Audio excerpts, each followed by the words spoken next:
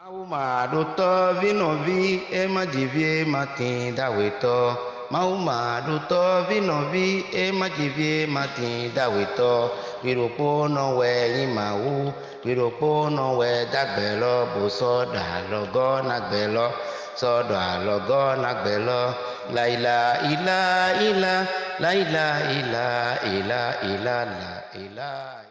Salam alaikum wa rahmatullahi wa barakatuhu. Wa alaikum salam wa rahmatullahi wa barakatuhu. Merci pour votre fidélité à la Muslim Télévision Ahmadiyya et surtout pour notre émission L'Aube naissante. Aujourd'hui, nous allons parler de l'impact des nouvelles technologies de la communication sur l'éducation des enfants. Et pour cela, j'ai invité deux personnalités qui sont désormais des habitués de notre plateau. Monsieur le missionnaire Hassani Yassab, salam alaikum salam. Wa alaikum salam. Missionnaire Raimi Zakaria, salam alaikum. Wa alaikum salam. Comme je l'ai dit plus tôt, le thème aujourd'hui c'est l'impact qu'a les nouvelles technologies, n'est-ce pas, de l'information et de la communication sur l'éducation des enfants. Mais avant de rentrer dans le vif du sujet, je voulais savoir, est-ce que nous avons des prophéties qui témoignent de ce que, à un moment ou à un autre, il y aura un boom, comme on le voit aujourd'hui en ce qui concerne les nouvelles technologies? D'abord, il faut comprendre que il y a ce monde de la matière qui est mis à la disposition de l'homme, et aussi le monde spirituel qui est aussi mis à la disposition de l'homme. Donc nous avons deux mondes, le monde physique et le monde spirituel. Concernant le monde physique, Dieu le Très-Haut a mis des règles, a mis des lois qu'on peut toutefois utiliser, qu'on peut toutefois développer, qu'on peut toutefois comprendre. De même, le monde spirituel aussi a des lois qu'on peut toutefois développer, qu'on peut toutefois comprendre. Malheureusement, la religion n'a pas compris au départ. Parce qu'il faut le souligner, il faut le dire. Au moment où les scientifiques voudraient faire l'exploration de ce monde de la matière, beaucoup de religieux étaient contre. Dans le christianisme, c'est reconnu de tous que les premiers scientifiques ont été maltraités. La raison en est que eux, ils voyaient que quand les gens vont vouloir aller au-delà des recherches pour pouvoir peut-être monter sur les planètes, pour pouvoir comprendre mieux, peut-être que ça ne va pas sonner bien dans la religion. Donc, les religieux ont été très méfiants à l'égard des recherches scientifiques, parce qu'ils croyaient que la science pourrait être en désavantage de la religion, ou bien il y aurait une contradiction entre la science et la religion. Alors que c'est la religion islamique qui est venue pour nous montrer que non, Dieu a créé la science et Dieu a créé la religion.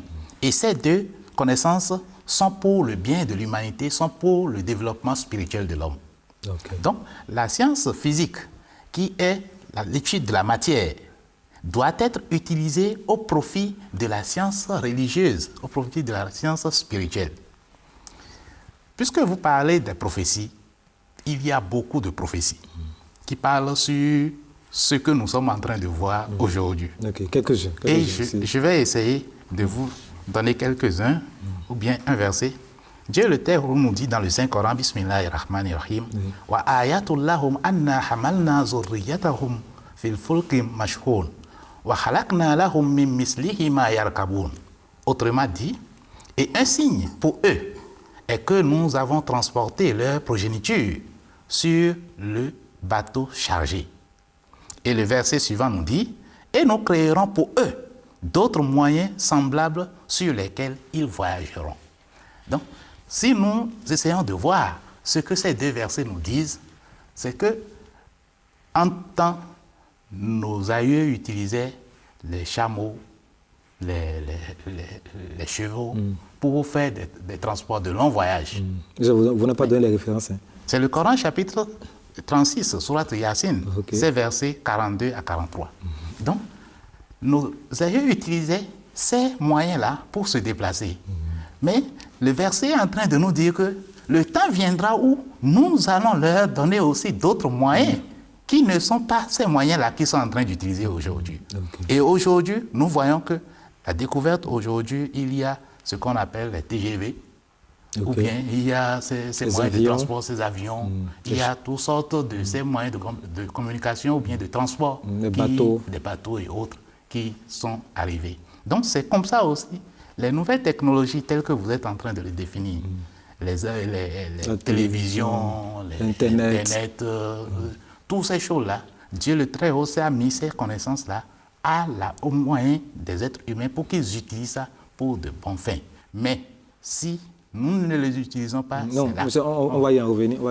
Monsieur Sab, est-ce que vous pouvez nous donner aussi d'autres prophéties ou bien on passe à la prochaine question? Oui, bien sûr, parce que le Coran, comme le missionnaire vient de le dire, a dit beaucoup de choses sur ceci.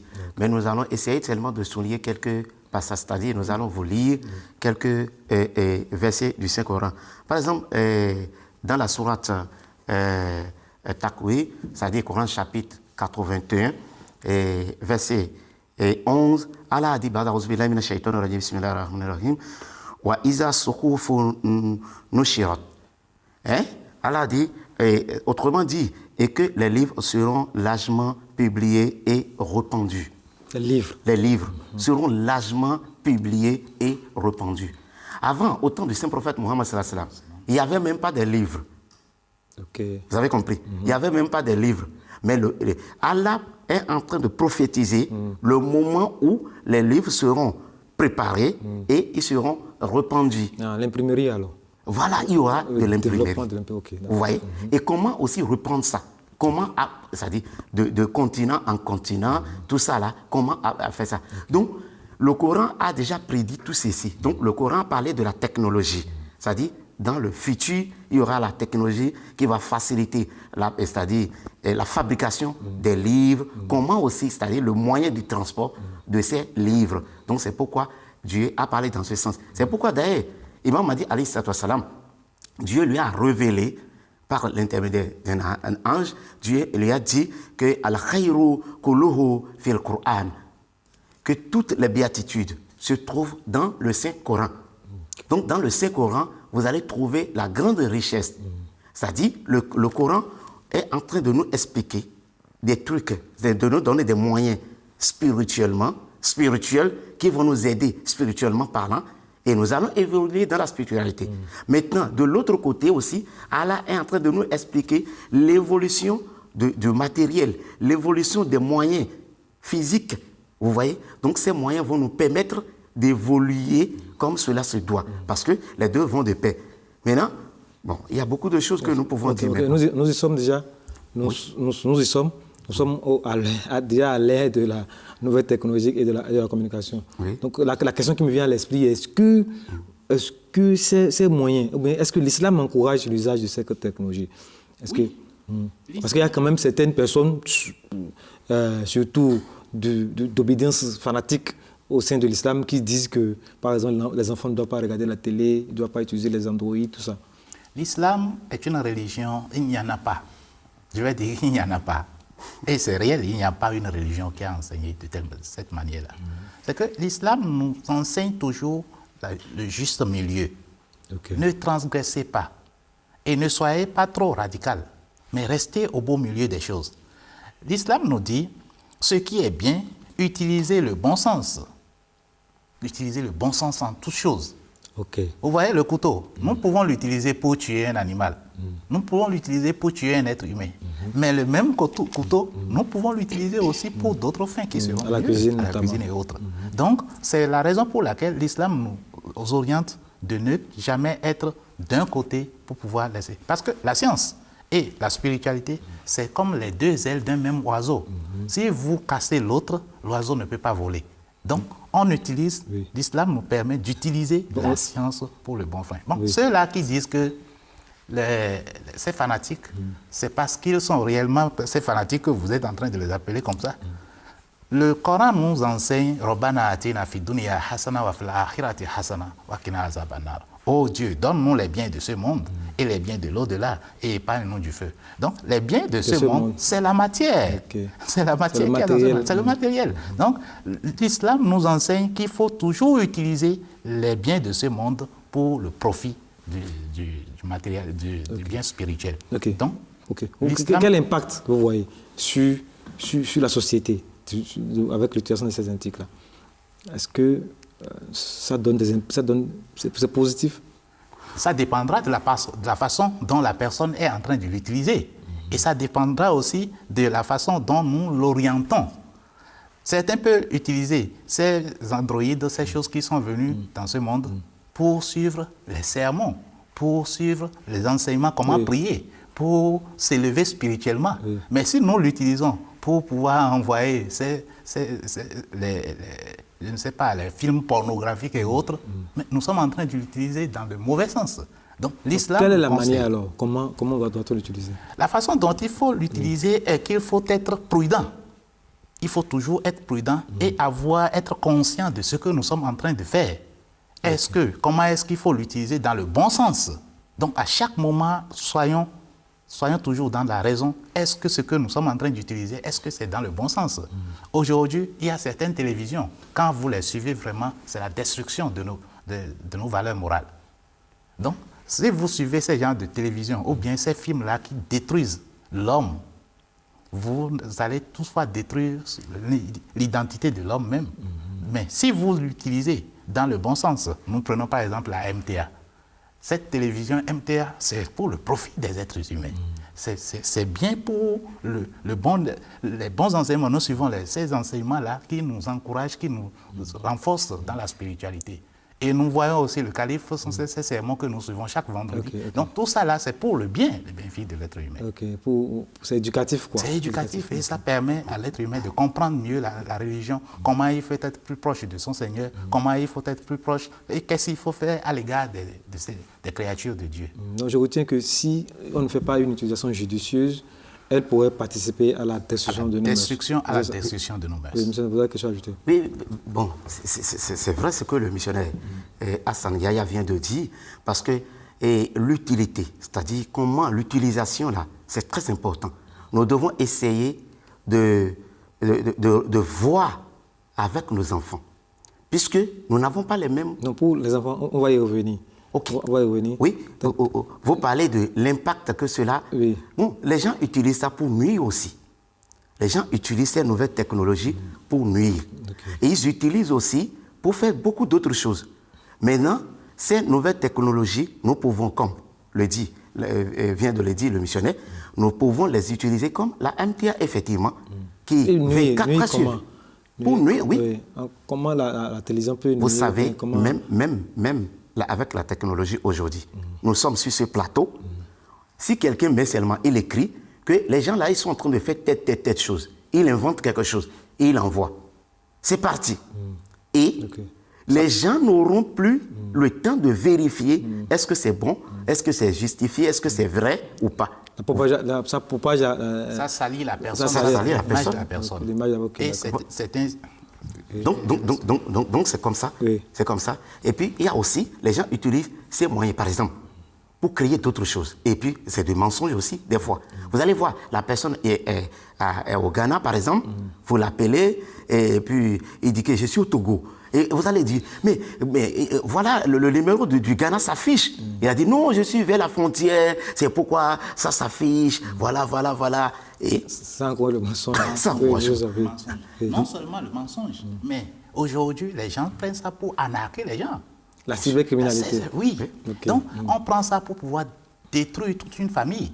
Oui. Parce que la personne qu'on a appelée, la personne a confiance en ce qu'il est en train de dire, alors qu'en réalité, il vide son argent dans le compte. Donc, c'est des choses très, très mauvaises qui sont dans les nouvelles technologies que nous devons faire tout possible. Il faudrait que nous sensibilisions les gens pour que les gens comprennent que ces choses-là, si nous n'utilisons pas la bonne escient, il y a aussi l'usurpation de l'identité des gens. Oui. Les gens se font passer pour d'autres. Oui.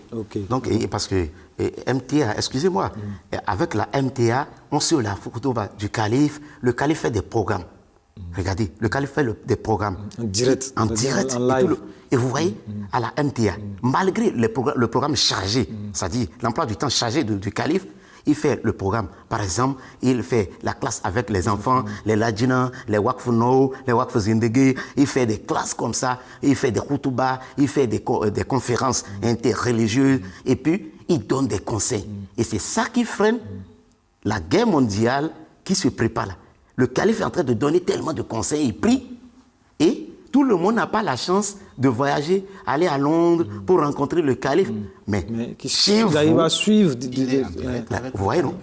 Et ces conseils. À travers la télévision, par exemple. La télévision.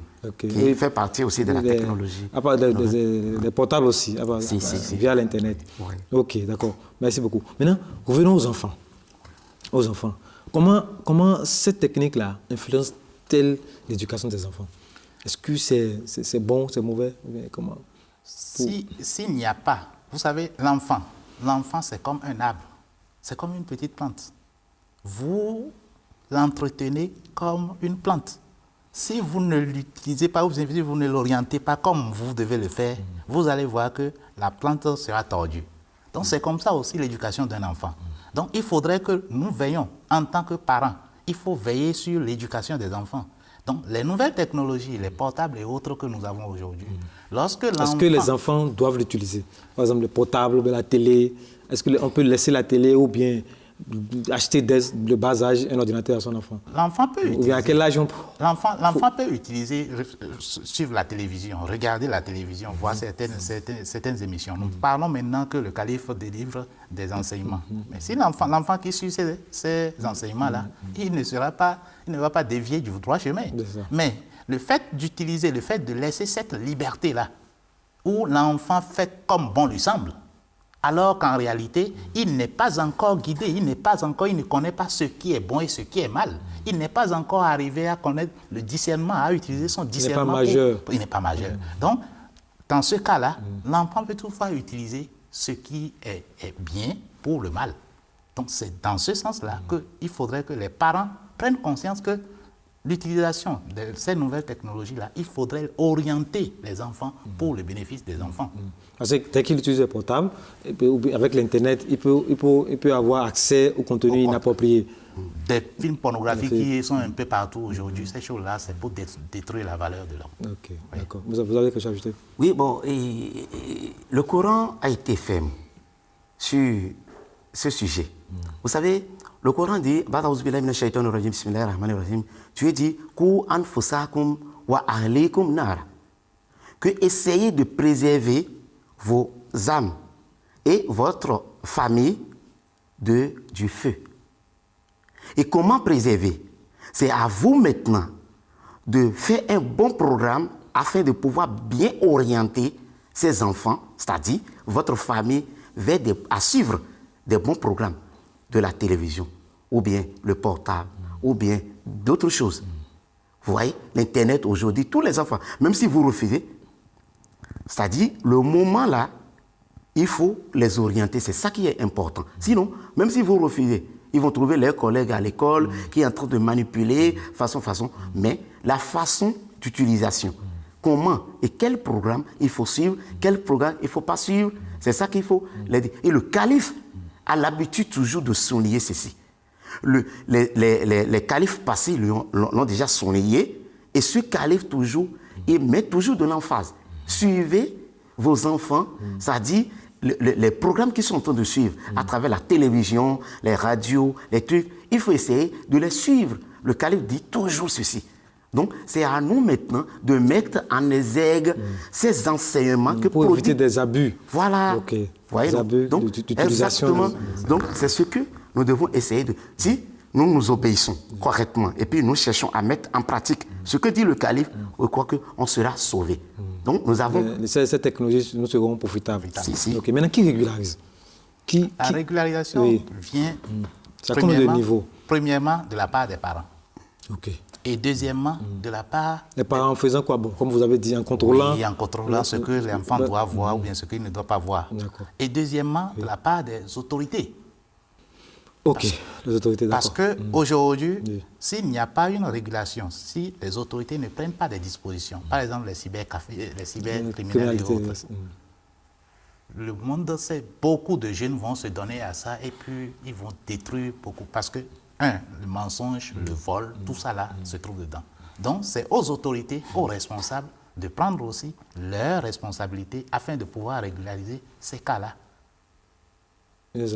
Oui, et vous savez, et c'est les parents, et effectivement, et puis c'est les autorités. Maintenant, il faut que les responsables religieux, à différents niveaux, essaient, même dans des églises, même dans des mosquées, ils n'ont qu'à essayer de prodiguer des conseils sur ces choses.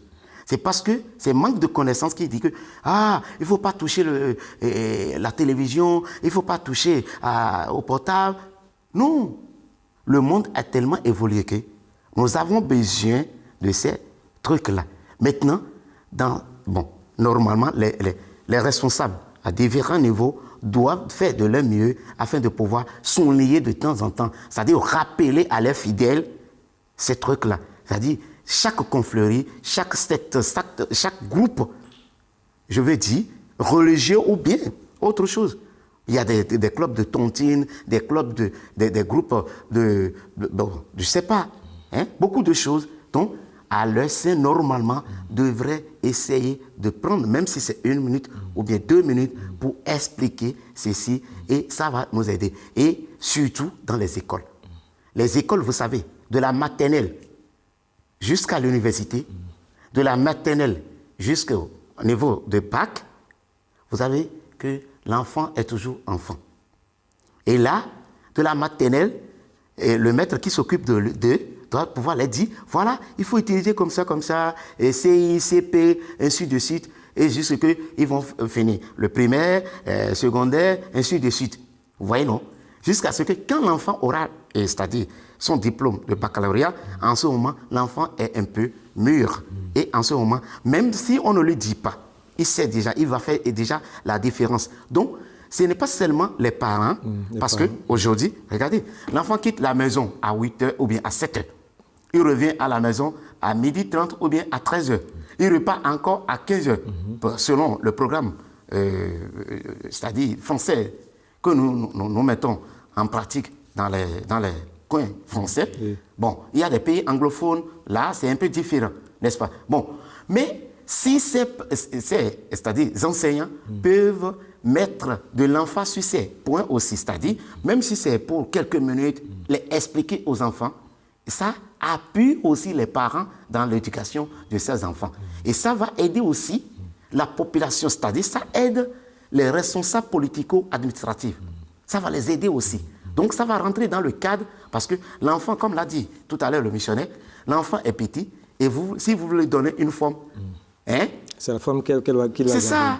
D'accord. Donc je note 4 niveaux de contrôle, ou bien 4 acteurs dans l'éducation de contrôle de l'impact sur les... Il y a d'abord les parents, les autorités, comme vous avez dit, ensuite les autorités religieuses et les enseignants aussi. Les enseignants. Maintenant, ok, pour finir, M. Sab, aujourd'hui, dans les mosquées, en pleine prière, les portables qui sonnent par-ci, par-là, qu'est-ce qu'on peut dire? Qu'est-ce que vous avez brièvement à dire à ces fidèles-là? Doit-on amener toujours les mosquées? Vous ne voyez pas qu'il faut laisser les portables à la maison? Le Saint-Coran nous dit Innal masajida lillahi fala tad'u ma'allahi ahada. La mosquée est construite par Allah, pour Allah, et il ne faut pas invoquer autre chose dans la mosquée. C'est en Sourate al-Jinn. Vous allez voir que la mosquée a son étiquette, les règles de la mosquée. Donc, dans ces règles-là, quand tu veux aller à la mosquée, il faut respecter l'étiquette de la mosquée, les règles de la mosquée. Donc, dans ces règles-là, tu ne dois pas gêner ton frère qui est en train de prier. Et tu ne dois pas aussi te gêner aussi. Parce que quand tu es en train de prier, ton portable sonne. Tu es déconcentré, tu n'es plus sur toi-même. Voilà. Donc, c'est la raison pour laquelle il faut respecter l'étiquette de la mosquée. Il faut, en voulant rentrer dans une mosquée, tu éteins ton portable et tu laisses ça dehors à quelques endroits. Et puis, tu te concentres pour adorer ton Seigneur. Et maintenant, après, tu peux sortir pour reprendre ton portable. Oui, c'est malheureux aujourd'hui. Il y a des directives du calife al-Masih aussi qui nous interdisent l'utilisation des portables dans la mosquée. Oui, c'est la même chose. Bon, il faut essayer de... Ces nouvelles technologies, ce sont des bonnes choses si on l'utilise dans le bon sens. Si on les utilise dans le bon sens. Maintenant, pour les mosquées, effectivement, ça manque du respect même à la mosquée. Si on laisse ça, et puis quand ça commence par faire truc, donc les tonalités, là, c'est-à-dire, c'est pas bien. Ça gêne. Donc, effectivement, ce n'est pas seulement, comment on appelle, le portable. Il y a d'autres choses encore. Il y a d'autres choses. Vous voyez? Donc, on doit essayer de respecter la mosquée. La mosquée, c'est la maison de Dieu. Donc, nous devons la respecter tout en coupant, c'est-à-dire, on va essayer d'éteindre c'est-à-dire, le téléphone avant de rentrer. Bon, il n'y a pas de problème. Merci, les amis. Il nous reste 3 minutes. Nous allons conclure l'émission. Donc, de façon globale, chacun a 1 minute 30, 1 minute 30. Qu'est-ce que nous allons dire pour surtout les enfants qui nous regardent? Parce qu'il faut dire que nous-mêmes, on participe à l'éducation, comme on l'a dit. Qu'est-ce qu'un enfant qui nous suit aujourd'hui, qu'est-ce qu'il peut retenir de ce que nous avons dit jusque-là quant à l'impact des nouvelles technologies sur son éducation? La première des choses est de reconnaître que Dieu a créé l'univers là pour le bien de l'être humain. Donc, les lois qui existent dans ce monde, si nous pouvons l'utiliser au profit de la spiritualité, nous allons encore gagner plus dans la spiritualité. Et de l'autre côté, en ce qui concerne les enfants, leur orientation dépend de leurs parents et aussi de la société. Quand les parents vont éduquer correctement leurs enfants, nous verrons que nous aurons de bons enfants parce qu'ils ont suivi les pas, les bons enseignements qui les ont amenés à être élevés correctement. Mais si les parents ne vont pas s'occuper de l'éducation de leurs enfants et qu'ils verront que oui, c'est parce que j'ai trouvé un tel a acheté fusil à l'autre enfant, c'est pourquoi je vais acheter jouer de fusil à mon enfant. Ou bien il a trouvé l'autre a acheté portable à son enfant, c'est pourquoi il veut acheter portable à son enfant. Nous contribuons à la destruction des mœurs, des valeurs de nos enfants. Donc il faudrait que nous prenions conscience, nous en tant que parents, que nous reconnaissons que c'est très important pour nous d'orienter les enfants parce que les enfants, nous pouvons leur donner la forme que nous voulons. Déjà que, toujours au Bénin, vous savez, actuellement, le gouvernement a durci les conditions c'est-à-dire les punitions ou bien la réglementation autour de la cybercriminalité. Et déjà, je ne vous cache pas qu'il y a beaucoup même des enfants qui sont actuellement déjà en prison, qu'on a arrêtés parce qu'ils ont utilisé de façon pas très correcte l'utilisation de ces méthodes. Monsieur Sab, votre conclusion. 2 minutes. Oui, il n'y a pas de problème. Moi, j'aimerais attirer l'attention de chacun sur le maître du temps, l'éducateur du temps. Celui qui est là maintenant, qui est vraiment guidé, c'est le calife. Le calife de la Jamaat islamique Ahmadiyya, il est préoccupé par ses affaires. Comment faire pour amener une correction parfaite dans l'éducation des enfants et aussi des grandes personnes. Vous voyez? Donc, comment faire maintenant? Il faut orienter les enfants, c'est-à-dire sur la MTA. Ils n'ont qu'à essayer de suivre la MTA. Qui est la télévision de référence. Voilà, la télévision de référence. Et en suivant ces conseils du calife et ces prêches qui passent à chaque moment, parce que là-bas, vous savez, il n'y a pas de publicité, il n'y a rien que la parole de Dieu. Il n'y a rien que les enseignements coraniques, les hadiths du saint prophète Mohammed, sallallahu alayhi wa sallam, et puis les dits du Messie promis, alayhi wa sallam, qui est le reformateur du dernier temps. Donc, les enfants seront sauvés seulement si on peut les orienter vers la télévision MTA, c'est-à-dire Muslim Télévision Ahmadiyya. Et c'est ça seulement qui va nous aider, puisque le maître de ce temps, c'est-à-dire le docteur qui peut traiter la maladie qui contamine le monde aujourd'hui, c'est seulement le calife. C'est le calife de la Jamaat islamique Ahmadiyya. Donc, on peut le suivre seulement à travers la MTA. Qu'Allah nous aide. Merci, M. Jazakallah. Merci pour la participation active à l'émission. Mesdames, Messieurs, chers amis du petit écran, nous venons de finir cette émission. Nous vous donnons rendez-vous pour une prochaine émission très rapidement sur la Muslim Télévision Ahmadiyya. Assalamu alaikum wa rahmatullahi wa barakatuh. Wa alaikum salam wa rahmatullahi wa barakatuh. Et l'on a l'œil de la main. La ilaha illa illa, la ilaha illa illa illa, la ilaha illa, la ilaha illa illa, la ilaha illa illa illa, la ilaha illa, la ilaha illa. Mahoma luto vinovi, majivi matinda weto. Mahoma luto vinovi, e majivi matinda weto. Viropo no we imahu, viropo no we dagbelo buso.